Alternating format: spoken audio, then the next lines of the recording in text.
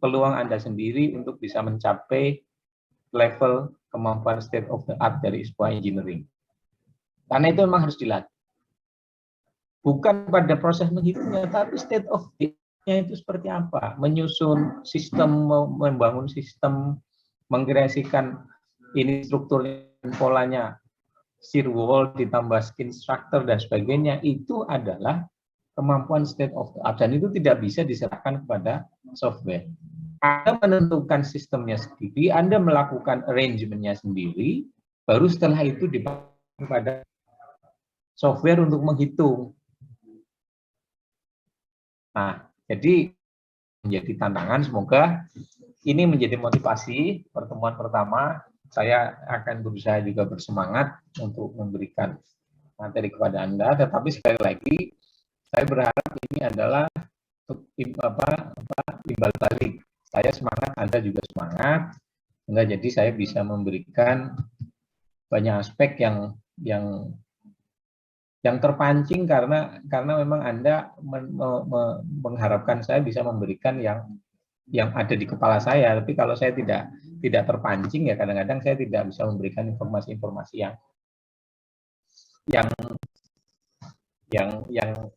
yang di luar dari materi umumnya. Itu kira-kira 30 menit pertama, jam pertama semester baru, semoga bisa memberi motivasi kepada Anda tentang bagaimana seorang engineer itu diharapkan. Oke, lalu saya berikutnya akan masuk ke kuliah kita, yaitu materi pertama, struktur statistik tertentu. Kalau bahasa Inggrisnya adalah statically indeterminate structure. Materi sudah saya berikan, dan harapannya seluruh materi ini bisa kita pahami, tetapi ini memang lebih banyak review. Karena statik tak tentu ini adalah kelanjutan dari materi kuliah statis tertentu, maka nanti kita akan review dulu materi support and join, kemudian kita berbicara tentang materi statis tertentu dan tak tentu, kita lalu berbicara degree of indeterminasi atau derajat ketidaktentuan, ini untuk menguji sejauh mana pemahaman Anda di struktur statis tertentu di semester 3 atau semester 2. Statis tertentu semester 2 atau semester 3? Mas Fajri? Semester 3, Pak. Berarti baru semester kemarin ya. Baik, nanti kita coba sejauh mana Anda masih ingat atau tidak. Saya akan bergerak dengan cepat di awal ini, bahwa dalam kita membangun state of the art dari engineering itu, Anda akan belajar tentang idealisasi. Idealisasi yang paling pertama kali harus Anda kuasai adalah idealisasi tentang tumpuan dan sambungan. Bahasa Inggrisnya adalah support and join. Kalau support itu adalah pertemuan antara struktur dengan fondasi, akan disebut dengan support. Join itu adalah pertemuan antara elemen struktur dengan elemen struktur yang lain, itu namanya join. Jadi kalau saya berbicara support, itu berarti pertemuan struktur dengan fondasi. Kalau saya berbicara join, itu artinya adalah pertemuan elemen struktur dengan elemen struktur yang lain. Nah, ada beberapa jenis, maka kalau di situ ini saya sebutkan adalah tim support, berarti ini adalah tumpuan sendi. Kalau ini adalah sambungan yang terhubung secara sendi. Kalau yang namanya join, pasti ini adalah elemen struktur kolom ketemu elemen struktur balok misalnya. Maka ini disebut dengan join. Ini adalah tumpuan jepit. Jadi saya punya cantilever terjepit misalnya pada sebuah dinding, maka ini menjadi sistem tumpuannya. Lalu ada sambungan yang terhubung secara jepit. Lalu ada tumpuan torsional spring. Jadi torsinya dia akan mempunyai kekakuan tertentu. Lalu ada sambungan dengan tipe torsional spring. Jadi dia bukan sendi, tetapi dia akan mempunyai kekakuan rotasi tertentu. Nah, ini nanti pada saat Anda berbicara modelisasi pemodelan struktur, ini akan sangat penting. Ini contohnya, kalau saya punya struktur balok yang ditumpu, maka ini akan kita idealisasikan sebagai sendi, di sini akan saya tumbuhkan sebagai rod. Walaupun kenyataannya di sini tidak ada tidak ada roda atau tidak ada bola-bola. Maka yang kita sebut dengan idealisasi struktur. Maka disebutnya adalah idealized beam.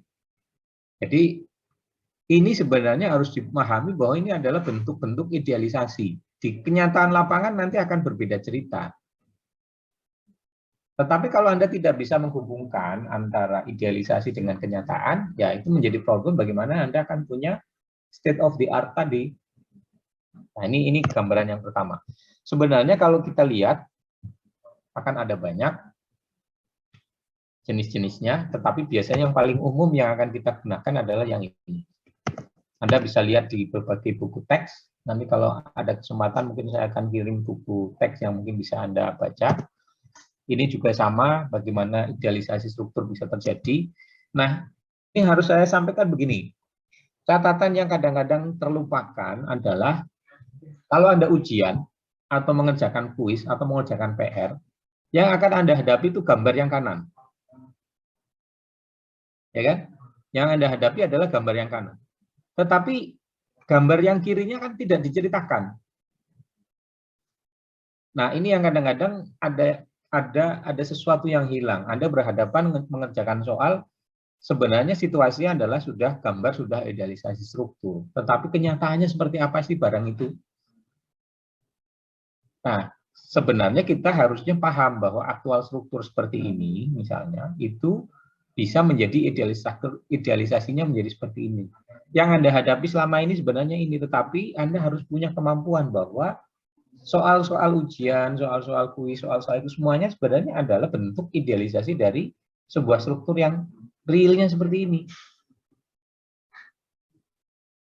Jadi jangan kehilangan latar belakang, jangan kehilangan jejaknya bahwa ini sebenarnya ketika kita ujian itu hanya berbicara di sini.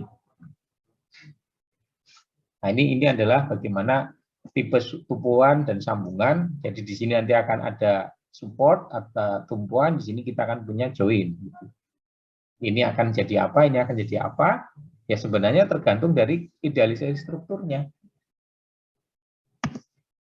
Oke, itu yang pertama. Lalu yang kedua adalah saya akan berbicara tentang struktur statis tertentu dan statis tak tentu. Ini review materi semester lalu. Bahwa sebuah struktur itu akan disebut menjadi struktur statis tertentu, syaratnya gampang. Kalau dia bisa diselesaikan dengan persamaan keseimbangan atau equilibrium equation.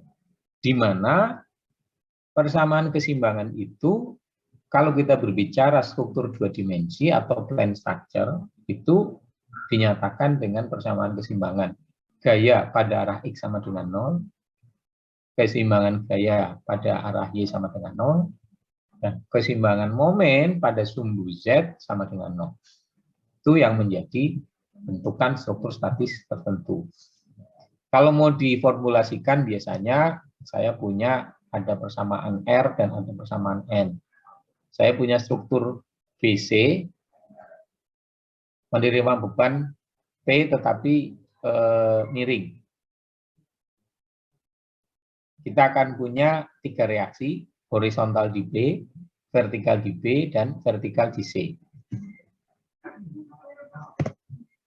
Kalau di sini kalau Anda lihat, maka ini akan menjadi struktur statis tertentu karena reaksinya akan seimbang dengan persamaan yang ada. Persamaannya ada 3, reaksinya ada 3. Selesai. Ada contoh special case kalau kita berbicara tentang struktur statis tertentu, yaitu pada pelengkung 3 sendi dan blok Gerber. Ini juga sudah diberikan di kuliah statis tertentu. Memang tidak akan setara secara langsung, tetapi kita bisa punya persamaan kondisional C-nya. Sehingga kalau seperti ini, ya persamaan dengan reaksi yang diperlukan akan sama. Sehingga kemudian reaksinya ada 4, persamaan keseimbangannya 3, ditambah persamaan kondisional 1, selesai. Maka persoalan ini masuk dalam kondisi struktur statis tertentu. Karena apa? Karena penyelesaiannya sederhana itu tadi. Ini sudah dipelajari. Nah, sekarang kalau kita masuk kuliah statistik tertentu, apa problemnya? Saya akan mulai dulu begini. Saat ini sebenarnya dalam kenyataan, mayoritas sistem struktur itu adalah statistik tertentu. Hampir tidak ada struktur yang dalam dunia nyata itu struktur statis tertentu. Mengapa? Karena ya prakteknya jarang sekali. Yang lebih banyak adalah masuk dalam kondisi struktur statis tertentu. Sehingga Anda harus belajar mengenai struktur statis tertentu karena dalam reality, dalam kenyataannya, struktur yang ada itu adalah statis tertentu. Ada 3 tipe struktur kalau kita klasifikasikan. Yang pertama adalah struktur statis tertentu yang akan kita bahas di kuliah kita ini. Lalu akan ada hyperstatic structure. Jadi struktur yang sudah hyperstatic, ya nanti saya jelaskan saja. Kadang-kadang Anda harus tahu